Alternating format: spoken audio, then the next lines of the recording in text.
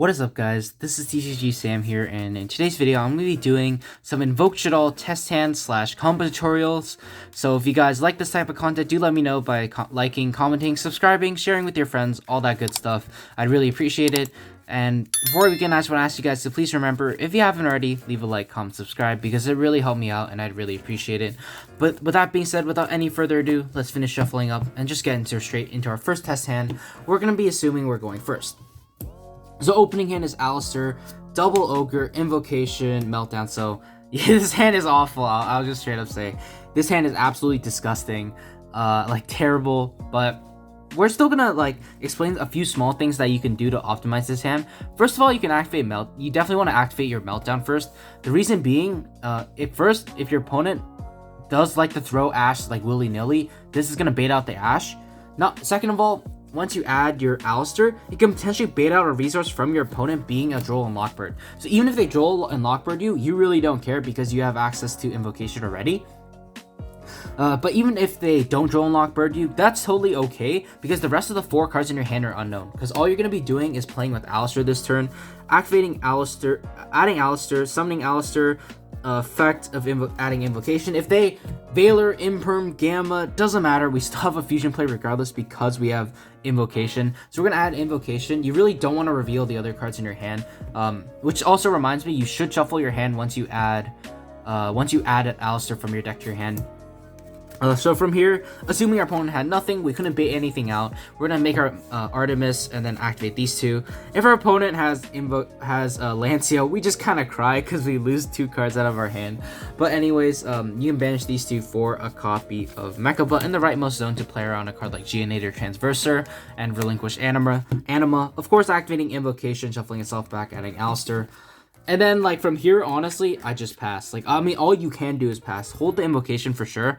To act as your extra spell negate. You have 1 hand trap and 1 negation. So, it's not great, honestly. But you can tell, we didn't have much to work with that hand. So, let's just move on straight into the second test hand. Hopefully, it'll be a little more eventful. We're going to do more than just Mechaba pass. But even, in this format, Mechaba pass may not be the worst. Especially because you have an Alistair as a follow-up. Plus, you had a hand trap in Ghost Ogre, so honestly, I guess it could be worse. We could have just set a Shaddoll monster and passed. So going first again, let's see what we have. Beast, Ogre, El Shaddoll Fusion, Skomata, and an Alistair. So this hand is a lot better, and I guess you guys are about to see why. You can normal summon Alistair, activating Alistair, adding Invocation. So here, depending on if you want to play around a card like Nibiru, play around hand traps, you can do that, or you can go super greedy.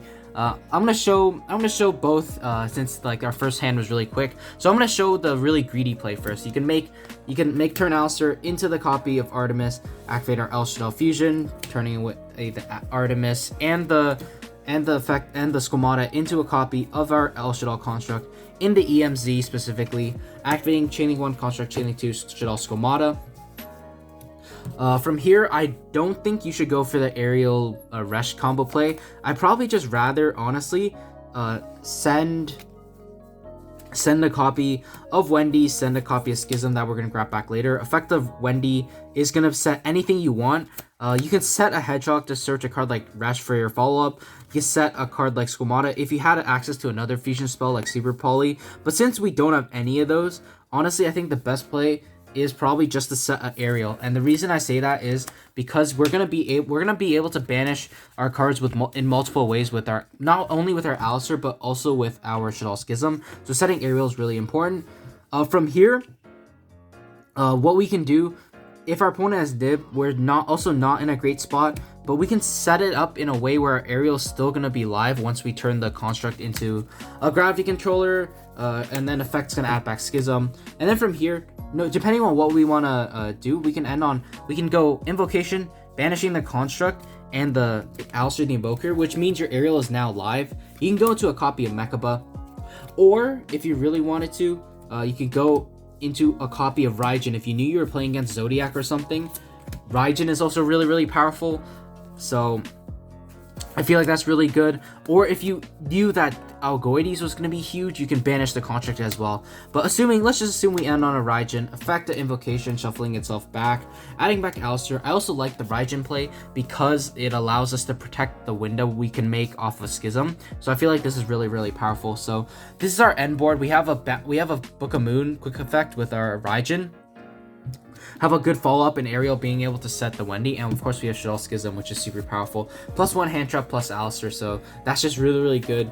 But let's take it back a little bit and see what we would have done if we were playing more conservative and just trying to play around all the different types of hand traps our opponent might have. So let's put everything back to where it was, and we'll begin by normal summoning Alistair. Alistair effect, adding invocation, activating, turning Alistair into our Artemis.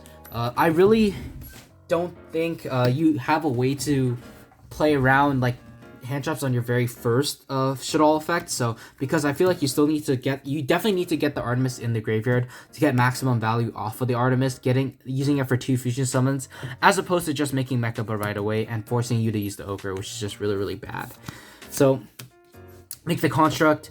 Effect a construct chainlink 1, effect a Squamata chainlink 2.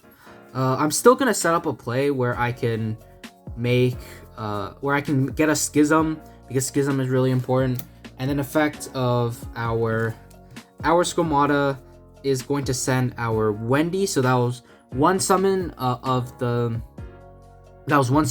Alistair, 2 with Magistus with Artemis, 3 with Construct. This is gonna be summon number 4 with our Shaddoll Wendy.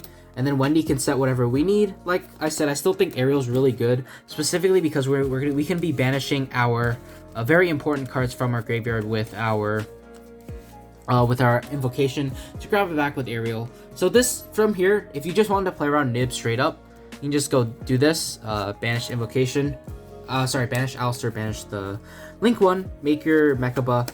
And then it also plays around a card like Skullmeister if your opponent was holding it for some reason. So we'll do this play. This is the safe, cautious play where we go invocation, shuffling itself back, adding back Alistair, turning the construct into gravity controller, adding back the Schism. Because who knows, maybe Schism is so important in this matchup, and if your opponent tries to Meister you or DD Crow it, you have Mechaba to negate it. And worst case scenario, if they have like DD Crow plus, like, I don't know, a Nibiru or something, like even if we lose our Mechaba, that's totally okay. We can get rid of the beast because we still have a Shaddoll Schism plus an Alistair to protect our window. Plus the follow-up with Ariel is huge. So like this is why you want to be setting Ariel off of this, because once your Schism resolves, banishing your construct, the fact that you now can just flip up Ariel on your turn, summon back construct, and start your plays all over again is just absolutely insane. So that's gonna do it for test hand number 2. We're going to be going on to test stand number 3, where we're going to assume we're going second. I guess let's assume we're playing up against a Dragoon. Like I said, this is purely hypothetical. Who knows what our opponent could have? They could have like a T-set pass, or they could have like the nastiest board of 2021. Who knows? But let's just assume we're playing up against a single Dragoon and see what we can do to actually get rid of it. So shuffling up everything, giving it one final cut. And let's draw our opening 5. We have Meltdown, Hedgehog, Shaddoll Fusion, Super Poly, and Gamma. So our hand is nice, I will just say. Pretty much no matter what happens, we're going to have a really good play. Let's assume we Gamma them, summoning out our Driver, and then we'll assume that they end on a Dragoon. Depending on if our opponent gets greedy, I guess it actually matters if they pop Gamma with their Dragoon, but a smart player really wouldn't, because if they know we're on Invoked Shadolls, the light monster in graveyard is actually huge. So let's just assume they play optimally and let our Gamma and Driver get banished. So let's see what we draw for our 5th card. We draw Shaddoll Squamata. That is huge. So this is actually really, really good. And let's see what we can do. We can activate Meltdown. I think it's probably somewhat plausible that they negate this because they're afraid of a card like Shaddoll Fusion following up, and they can't negate it because of Meltdown. And this could prevent me from getting to Alistair. So I guess our opponent could theoretically negate here. It's honestly really difficult to say. So I guess we'll just assume that our opponent, doesn't negate it. I mean, if they negated it, it would hurt a little, but we still have a way to out their Dragoon, and pretty much that's all that really matters. We can add our Alistair, normal Alistair. Maybe they're saving their Dragoon Negate for the Alistair. Let's say they do that. Then we can activate our copy of Super Polymerization, and then we can turn our actually, if they negate Alistair, I'm honestly like, yeah, I guess if they negate Alistair, it would really hurt. So we can activate our chain our Super Poly, fusing away, discarding the Hedgehog, turning the Alistair and the Dragoon into a copy of our Starving Venom Fusion Dragon. It's just unfortunate because there's not much else we can do with this hand, unfortunately, other than out their Dragoon. So really, I guess at this point we'd be in a kind of a very mess spot where we could maybe do something on our opponent's turn by setting up a window. Once we swing with Starving Venom, we'll make the best of a bad situation. Activate El Shaddoll Fusion, fusing away Squamata and the Starving Venom into a copy of Winda, specifically in the extra monster zone, activating our copy of Squamata. Squamata, we can dump a multitude of things depending on what we need to do to stop our opponent. We can send we can send a copy of Shaddoll Schism, or we can send a copy of our Wendy to set up a play on our opponent's turn. Like I said, it really depends on what our opponent might have. If we ran them out of resources completely, I'd probably go for a copy of Wendy, setting a copy of our Hedgehog, and just keeping the window on the board. The reason I say that is because if they run out of resources and they're like, let's say they're top decking and they're playing a combo deck, it just makes it really easy for us to just kind of beat them with the singular window, so we can afford to take the turn to set a Hedgehog. But if we know for sure they're like in top deck mode, and if they top deck something huge, we're just gonna lose the game, then it might be a little better to send a copy like of our Shaddoll Schism, which is just obviously very, very important to link off the window to add back Schism. We could also do a play which I feel like is kind of greedy, but we can go for Shaddoll Beast and see what we draw, because if we draw specifically Invocation, I can pretty much say we're probably guaranteed to win the game if we can draw one of our two copies of Invocation, or we draw like a Resh or a Schism or whatever, we get to keep the window. But like, this is a super greedy play that I really wouldn't recommend. Yeah, we draw the Schism, but most of the time I would just recommend not sending this. To be safe, you could probably just do what I said, send the Schism. And the reason I send the Schism is because we're assuming our opponent's top decking. We're not trying to play around cards like Meister and DD Crow. Otherwise, like, if we're trying to play around those, you obviously just keep the window face up on the field, because that's your only floodgate interaction. And then we can send a card like Wendy, and then Wendy can set so whatever we want. We can send we can probably set a Hedgehog to search a Schism for a follow-up. So yeah, that's gonna do it for me, guys. Hopefully you guys enjoyed the video.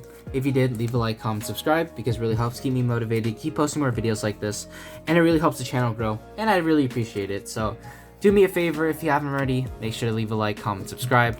But with that being said, hopefully you guys enjoyed the video, and I will see you guys soon. Take care.